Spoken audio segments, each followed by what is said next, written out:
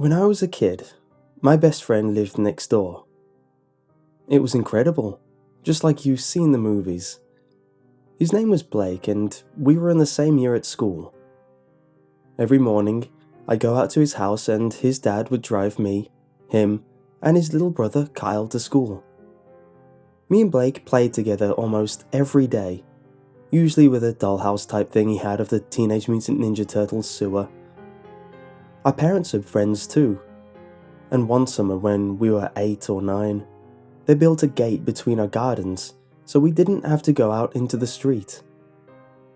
The street we lived on had lots of little alleyways and such, and at least 2 or 3 kids got hit by cars every year.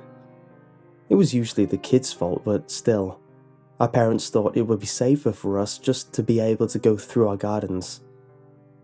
All our friends were jealous and we were forever showing it off. We both adored Lord of the Rings and used to pretend that my garden was the Shire and his was Mordor. There was a huge pile of dirt at the bottom of his garden that we pretended was Mount Doom, and we'd climb to the top to throw the ring in. His parents would shout at us not to climb up it, but we did anyway. I remember the morning everything went wrong really well. It was a few days before school finished for the Christmas break. Blake's mom had found out she was pregnant a few weeks before, and everything seemed perfect.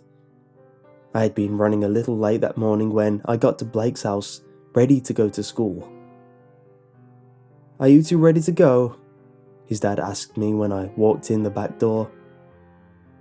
He didn't even look at me, too busy trying to wrestle Kyle into his coat. "I am. Is Blake upstairs?" I was already edging towards the stairs when his dad snapped up to look at me. "Isn't he at yours?" he asked, looking panicked. I shook my head. Blake sometimes came to mine in the morning if he was ready before me, but I hadn't seen him that day. I hadn't seen him since the afternoon before. "Vicky!" he shouted, darting into the living room where his wife was sat and leaving Kyle sat on the tabletop in the kitchen. It happened almost in slow motion, but it also seemed sped up. Kyle wiggled a little and then fell straight down. His head hit the tiled floor with a crunch. I still feel sick thinking about it. I think I screamed. It was a blur as Blake's dad, David, ran in and picked Kyle up off the floor.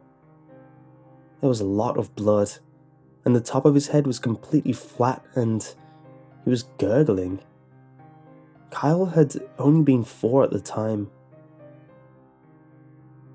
That was the first time I saw a grown-up cry, and it scared me enough that I ran home through the front door and into the street instead of walking through the back gate.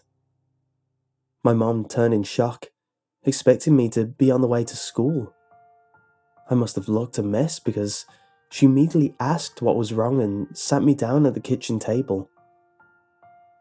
I was 9, so I vaguely knew what was going on, but I didn't realize how serious it all was. "Blake's dad thought he was with me, but he wasn't, and he went to tell Vicky, but he left Kyle on the table and he fell off," I told her, wide-eyed and all in one breath, beginning to realize that Kyle wouldn't be okay. My mom paled, but she had always been a bit of a mother hen, so she immediately went over to their house. She went straight in like we always did to find David and Vicky on the floor, holding Kyle, who was all sorts of gurgling. It sounded a bit like when you drink from a bottle of Coke really quick and it makes the noises in your stomach. Looking at Kyle made me feel sick. His pale blonde hair was slicked back with blood, and his eyes were pointing in different directions. My mom grabbed their landline phone and phoned an ambulance. "Where is Blake?" my mom asked them, softly, kneeling down to be eye level with the devastated parents. "We don't know. Last time he said he was sleeping over at yours, and We haven't seen him since," David stuttered, obviously going into shock. I think my mum phoned the police too then.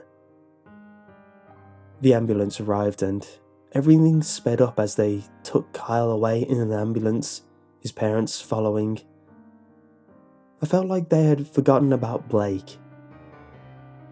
The police arrived not too long after the ambulance, and my mum told me they would go to the hospital to speak to Blake's parents. My mum kept me off school and the police spoke to me in my room later that day. "Were you and Blake good friends?" one of them asked me in a condescending tone. "We are." "And when was the last time you saw him?" "Yesterday afternoon. We played Lord of the Rings for a bit and then my mum called me in for tea, and I haven't seen him since." "Have you ever seen Blake's parents do anything bad to him or Kyle?" "Sometimes they shout at Blake really loud." "Have they ever hit Blake or Kyle?" "No, they're nice." The police asked a bunch of other questions that seemed to accuse Blake's parents of being abusive or neglectful, which wasn't true at all. The police searched the area for the next few days, looked through Blake's room, and asked me questions like if Blake would ever run away or anything like that. I told them no. It was 3 weeks after all of this that I saw Dave and Vicky again. They were getting out of a taxi and going into their home. I ran outside to talk to them, but they closed the door in my face. I noticed they came home without Kyle, and Vicky didn't look pregnant anymore.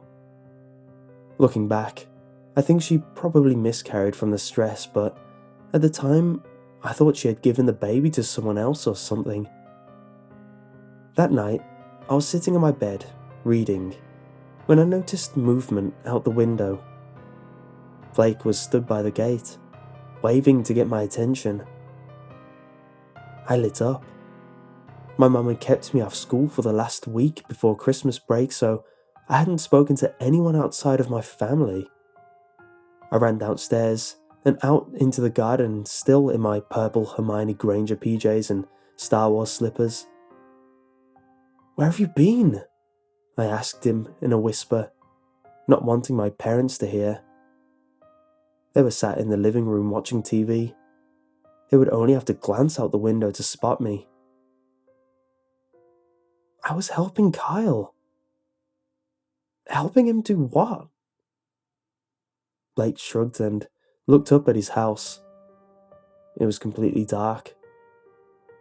I hadn't seen his parents since they first came home, and there were no signs they were even in the house. "I'm so glad you're back," I told him with a grin. "So am I," he grinned back. We stood, grinning for a few seconds before I heard knocking on the living room window. I turned and saw my dad in the window, looking annoyed. "See you tomorrow," I told Blake, hurrying into my house. "What were you doing out there?" my dad asked, not sounding too angry. "Blake is back," I told him with a smile. Him and my mum exchanged a concerned look. "I don't want you going out there for a bit, okay? And don't bother his parents." I was confused, but I agreed, going back to bed without an argument. I could see Blake, sitting on top of the pile of dirt. I waved at him, and he waved back before I settled down and went to sleep. The next week, school started. Blake's parents sold their home and moved away. I came home from school one day to find the gate between our gardens had been replaced with a concrete wall. I whined and moaned at my parents, but they told me there was nothing they could do. The new owners were an elderly couple who hated kids and were too old to do much other than watch TV. They had lived there for a few weeks when I saw Blake again, sitting on top of the dirt. I waved at him, confused, and he waved back. I saw him a few times a month, just sitting there. It was always right before I had to go to bed, so I never got to talk to him, and I never thought to mention it to my parents in the morning. As I got older, I all but forgot about Blake. I stopped seeing him when I was about 12 and just assumed it was because his parents had told him to stop coming over or something. By the time I was 18, I had all grown up and barely thought about the boy I spent my entire childhood playing with. The elderly couple died when I was 19 and away at university. My parents told me about it on the phone. The man had died in hospital, and the woman died in the house a few weeks later. The house was left to their son, who rarely bothered with them, and pretty much just left the house to rot. I finished university at 22 and travelled around Asia for 6 months before returning to the UK and moving in with a girl I had been on and off with throughout uni. It didn't last, and a year and a half later, I was back in my childhood bedroom, 24, and my independence was gone again. I didn't mind too much. It was nice to spend time with my parents again and reminisce about my childhood. A few months after I moved back home, I landed a job as a nurse in a home caring for the mentally ill and physically disabled adults. It wasn't what I'd been hoping for, but it was a job. You wouldn't believe my shock. On my first day, I was looking over files of everyone there, and I found Kyle. I won't be giving last names just to protect the family. I had spent years thinking he was dead, so to find him there made my heart stop. I approached his room, scared of what I might find. I know it sounds horrible, but I would have much rather remembered him as a babbling, smiling baby than the way I last saw him. I opened the door and walked in. He was in a wheelchair, near the window, and even when I said hello, he didn't show that he heard or saw me. He looked just like when I last saw him, but of course bigger and without all the blood. The top of his head was still unnaturally flat, and his eyes were unfocused. "Hi, Kyle. I bet you don't remember me." He didn't even look at me. It was like he wasn't in there, like he had left his body and wandered off. I didn't try to talk to him like that again. While I worked there, I treated him exactly like everyone else. I would ramble away to him while changing, feeding or washing him, and then move on to the next person like I'd never known him. When David and Vicky came to visit him for the first time since I had been there, almost 3 months after my first day, they didn't recognize me. I had to explain to them who I was, and I saw pain flash in their eyes, though they smiled politely to me and asked me what I had been up to. I told them about uni and travelling, and they nodded along with it and asked a few questions. I finished telling them about me. "What's Blake been up to?" I asked happily, excited to hear about the adventures my childhood friend had been on. I thought Vicky was going to cry, and I was immediately confused. Blake went missing the night before Carl's accident. We haven't seen him since, and the police couldn't find him," David told me in a pained voice. I mumbled my apologies and left Kyle's room. My mind was racing. I had definitely seen Blake in his garden all those times. I remembered him so vividly. Had he been somehow living nearby and coming back to visit me? Had he actually run away like the police first thought? Nothing seemed to make sense. I finished my shift early and went home. My parents had not long retired and they'd gone out for a meal together when I got home, so I headed straight up to my room. Looking out of my window, I was barely even surprised to see Blake sitting on top of the pile of dirt. He was still a little kid. He hadn't aged at all. I went outside with a stepladder so I'd be able to peer over the wall that still stood strong to separate us. "You're back," he smiled as my head popped over the wall. "I don't understand," I told him, shaking my head. He looked real, solid. Nothing like the ghosts you see in films. At this point, I was sure he was a ghost. How else had he stayed the same? "Tell them to search the garden," he told me. I heard a door slam in my house and glanced up at it. When I looked back, Blake was gone. I ran back into my house and straight up the stairs to grab my phone. I had just dialed 999 when I heard a giggle.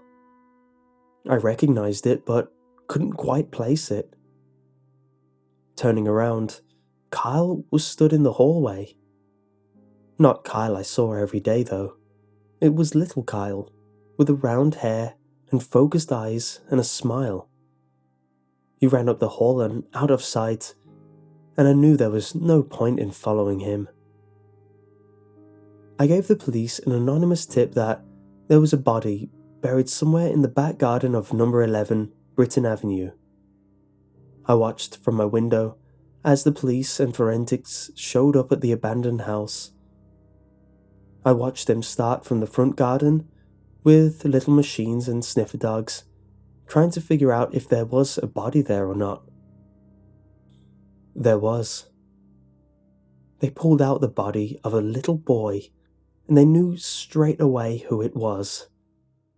A plastic ring, painted gold, was still on his hand. Apparently, he hadn't managed to throw it into Mount Doom before the dirt started to slide, and he was buried under it all. The police asked whoever had given the tip to get in touch, but I just got a new SIM card and pretended I didn't know how they had found out about Blake. I haven't seen him or Kyle since. Sometimes I wonder if I'd told my mom if I'd eat tea later or invited Blake in if any of it would have happened. He wouldn't have come in with me, eaten tea and then gone home safely. David wouldn't have left Kyle on the table, ready to fall and stop being himself. I have 2 kids of my own now, little boys. They were only 1 and 3, but sometimes, in their baby talk while they're playing, I'm sure I hear the names Blake and Kyle.